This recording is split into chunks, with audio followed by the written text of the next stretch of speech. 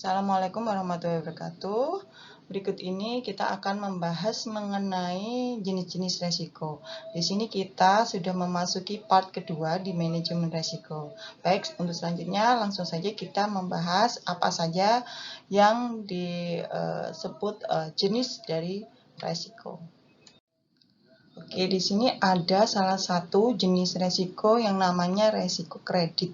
Ya, kalau kita ngomong kredit itu kita sudah sangat familiar ya, sudah terbiasa dengan kata-kata kredit dan di otak kita langsung disambungkan dengan sebuah kata perbankan atau bank. Nah, di sini sumber resiko dari resiko kredit itu sendiri yaitu tentang aktivitas fungsional bank. Ya, apa sih fungsi dari bank? Ya pasti kita saving di sana, kemudian kita juga kredit ya, kredit apabila kita ingin membeli rumah, bisa sistem kredit. Nah, di situ. Contoh bank memberikan kredit pada nasabah lah, seperti contoh saya tadi, yaitu ketika seseorang membutuhkan uang tapi uangnya tidak cukup memadai sehingga akan dikreditkan. Nah, itu. Bank menempatkan dana pada bank lain sebagai penempatan antar bank. Jadi memang sering kita temui ada bank yang menempatkan atau menaruh dananya itu ke bank lain. Itu sudah biasa ya, seperti itu. Misal ini ya, bank X itu dananya itu dari bank Y, misal seperti itu ya. Itu sudah biasa sekali terjadi. Karena kan memang yang dimainkan adalah persentase daripada bunga banknya sendiri gitu. Bank melakukan transaksi derivatif seperti kontrak ya, berjangka ya, kontraknya berjangka, forward atau swap dengan nasabah atau dengan bank lainnya. Ya, ini. Jadi memang kredit ini tidak bisa kita pisahkan dengan sebuah transaksi ya. Entah transaksinya dengan siapa, banknya dengan masyarakat bisa, dengan bank lain bisa. Ini tapi intinya adalah di dalamnya ada transaksi. Jadi, berarti transaksi di sana ada sebuah resiko yang mungkin kita dapat.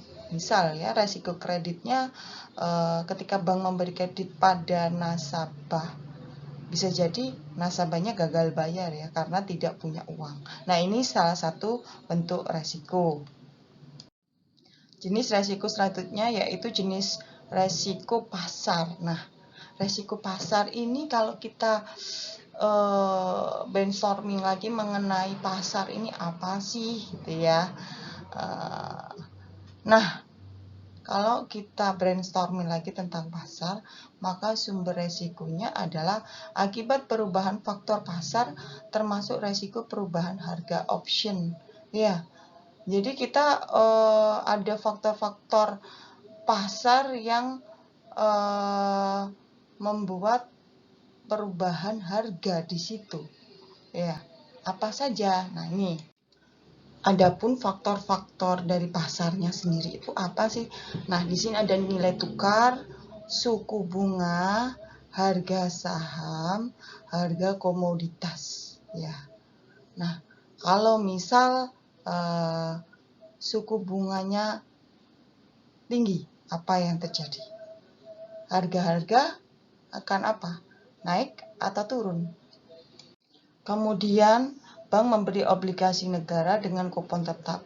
Ketika harga pasar obligasi akan turun, apakah suku bunga pasar meningkat? Nah, ini. Dan yang keempat, kita lanjut langsung keempat, bank melakukan aktivitas trading atau jual beli surat berharga. Nah, ini akan sangat mempengaruhi resiko dari pasar itu sendiri. Ketika harga sahamnya naik, ya, harga saham naik seperti ini, gampang aja ya gini. Harga komoditas ya. Sekarang harga komoditasnya emas ini naik, gitu kan? Ya, otomatis apa? Kebutuhan barang lain juga naik kan, gitu ya. Jadi ikut pasarnya mengikuti perkembangan dari perubahan harga komoditas tersebut. Gitu. Lanjut, resiko likuiditas ya. Di mana sumber dari resiko likuiditas itu ketidakmampuan sebuah bank untuk memenuhi kewajiban yang jatuh tempo dari sumber pendanaan arus kas dan atau dari aset likuiditas berkualitas tinggi yang dapat diagunkan tanpa mengganggu aktivitas dan kondisi keuangan bank. Nah ini, bank bisa saja tidak bisa memenuhi kewajibannya ya. Nah ini ya kalau misal kalau misal masyarakat umum ya, misalnya masyarakat umumnya itu menunggak gitu ya, tidak bisa membayar tagihan seperti itu ya, dari aset pendanaan yang asetnya likuiditas tinggi ya, dan dapat diagunkan. Jadi begini, ketika kita melakukan kredit atau pinjaman uang ke sebuah bank, otomatis kita akan menganggunkan sebuah aset kita yang liquid, yang gampang cair. Misal ya, kendaraan sepeda motor ya, itu kan banyak yang diagunkan ya, BPKB-nya dan BPKB-nya banyak yang diagunkan untuk untuk mendapatkan pencairan dana untuk UMKM misalnya seperti itu. Dan itu sudah banyak yang dikerjakan ya, karena sangat liquid sekali untuk kendaraan bermotor dan prosedurnya juga ramping seperti itu. Nah, lanjutnya adalah mengenai resiko operasional. Ini merupakan salah satu dari jenis-jenis resiko ya. Salah satunya resiko operasional, yaitu sumbernya adalah ketika tidak berfungsinya proses internal, prosedur kerja, kesalahan manusia, dan kegagalan sistem. Nah, di sini tidak berfungsinya proses internal. Jadi waktu kita melakukan kegiatan operasional ya, misalkan di sebuah pabrik ya, ada resiko-resiko, misal prosedur kerjanya dilanggar sehingga tidak dapat menghasilkan sebuah produk yang sesuai dengan kualifikasi. Akhirnya apa? Produknya tidak layak dijual, tidak laku dijual, sehingga banyak barang yang kembali gitu. Itu merupakan sumber resiko, sehingga ya bisa dikatakan menjadi biaya atau beban ya, kerugian dari sebuah produksi. Misal ini ada juga contohnya ya, ini kejahatan keuangan seperti fraud yang sering dilakukan oleh pihak luar bekerja sama dengan pegawai ya. Ini juga ada fraud-fraudnya ya, di bidang akuntan juga, keuangan juga. Ini bisa saja terjadi gitu. Lanjut, ada resiko hukum ya. Resiko hukum ini sumber resikonya adalah akibat kelalaian bank yang dapat menimbulkan kelemahan dari aspek yuridis dalam menghadapi tuntutan hukum. Nah, ini ya biasanya ya. Tapi mungkin ini sudah jarang terjadi ya, pernah suatu saat ini seseorang mengagungkan sertifikat rumahnya ya, itu di sebuah bank kayak gitu ya, di sebuah bank di mana sertifikatnya atas nama berdua, yaitu istri dan suaminya. Nah gitu, ketika istri dan suaminya ingin bercerai, maka ketika dilakukan penebusan itu dari aspek hukumnya tidak bisa suaminya saja, harus berdua dengan istri, karena namanya adalah nama berdua, suami dan istri. Nah ini ya, jadi kalau misal banknya mengeluarkan sertifikat itu lunas kepada suami, maka tidak boleh di belakang istri, harus dua-duanya bertemu. Nah, apabila dilakukan pada satu pihak saja, nah itu ada resiko hukumnya. Nah, selanjutnya kita membahas mengenai resiko reputasi. Di sini resiko reputasi sendiri yaitu suatu resiko ya. Jadi resiko dari sebuah kejadian yang ditimbulkan karena perspektif yang negatif terhadap bank dan mengakibatkan tingkat kepercayaan stakeholder itu menurun. Nah, seperti apa? Ini di sini ada juga contoh-contohnya seperti penagihan kartu kredit oleh pihak ketiga yang tidak memperhatikan etika penagihan, cara penagihan. Pernah nggak sih kita itu ditagih kartu kredit dengan cara yang tidak sopan, misalnya melalui telepon gitu ya. Itu sangat tidak sopan ketika ada dilakukan penelponan di jam-jam aktif bekerja ya. Di situ kita merasa terganggu, apalagi pas kita sedang rapat kayak gitu. Dan juga ini merupakan pengalaman pribadi ya. Nah, ini resiko reputasi ini sangat-sangat krusial sekali ya. Saya pernah mengalami yaitu ketika tim saya melakukan payroll pembayaran gaji ke karyawan-karyawan itu dari list karyawan yang dilakukan pentransferan itu ada list nama yang bukan merupakan karyawan dari bisnis saya gitu, bisnis kami gitu, bisnis dari tim gitu. Jadi kita akhirnya memikirkan hal yang tidak ya, jadi bisa hal yang negatif ya, karena dari pihak bank sendiri tidak mengetahui bahwa ada nama payroll yang tidak masuk list gitu kan gitu, dan bukan karyawan kami juga gitu. Akhirnya dari situ kita menilai bahwa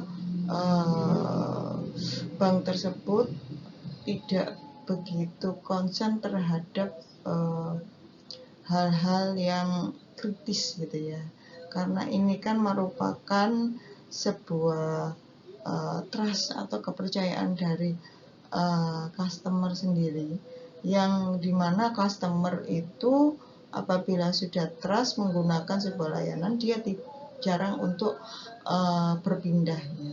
Akhirnya setelah dilakukan cross check, karyawan dari bank tersebut itu mencoba untuk memeriksa lagi nama orang yang ada di list daftar kami, dan kemudian dicek ada yang bukan termasuk list di daftar kami tapi dimasukkan pada daftar kami gitu ya. Akhirnya dengan mudah mereka menshortcut ya, menghapus atau memindah, entah bagaimana sistemnya, sehingga ya list tersebut hilang dari list payroll kami dengan sangat mudah tersebut, dan tidak ada sebuah permintaan maaf dari karyawan tersebut. Nah, di sini kita mulai bersiap-siap untuk memindahkan dana kami ke bank lain dan melakukan payroll ke bank lain. Nah, ini ya bahaya mengenai resiko reputasi itu sendiri. Nah, ini selanjutnya ada resiko strategik, yaitu resiko yang terjadi akibat ketidaktepatan dalam pengambilan atau pelaksanaan suatu keputusan yang strategik, serta kegagalan dalam menyesuaikan dan perubahan lingkungan bisnis. Jadi kita itu memang harus benar-benar memahami perubahan apa yang sedang ada di lingkungan bisnis kita, sehingga kita mampu mengambil keputusan-keputusan strategik ya, apa yang harus diubah, apa yang harus diperbaiki, atau mungkin ada inovasi lain seperti itu. Contohnya di sini, bank mengikuti arus perkembangan bisnis mikro, padahal bank tersebut belum berpengalaman dalam bidang tersebut hingga banyak mengalami permasalahan. Jadi kalau kita bukan bank yang memfokuskan pada bisnis mikro, nah kita harus benar-benar belajar dulu dari bank-bank lain yang sudah menjalankan arus pengembangannya ke para bisnis mikro. Kalau kita tidak belajar dari bank-bank yang lain, maka kita bisa mengalami banyak sekali permasalahan. dalam pelaksanaannya gitu ya. Nah, ini lanjutnya yaitu resiko kepatuhan. Apa sih resiko kepatuhan di situ ya? Jadi resiko kepatuhan di sini itu sebuah resiko akibat bank tidak mematuhi atau tidak melaksanakan ketentuan internal dan peraturan perundang-undangan yang berlaku. Contoh, ketentuan kewajiban penyediaan modal minimum. Nah, di sini bank yang pernah kita lihat sehari-hari itu tidak mungkin lepas dari kaitannya bank BI ya di sana. Jadi contoh ini, bank tidak mengirimkan laporan harian wajib kepada BI sehingga harus membayar denda. Nah, ini kita harus memang patuh kepada BI ya, karena bank-bank itu banyak sekali atau memang keterkaitannya dengan BI gitu ya. Jadi kita harus patuh dengan peraturan BI supaya proses perputaran uang dan proses untuk transaksi dengan BI dan bank tersebut itu lancar gitu, dan tidak ada punishment yang membuat reputasi bank tersebut di mata BI jelek, sehingga ya banyak konsekuensi ketika jelek dari BI.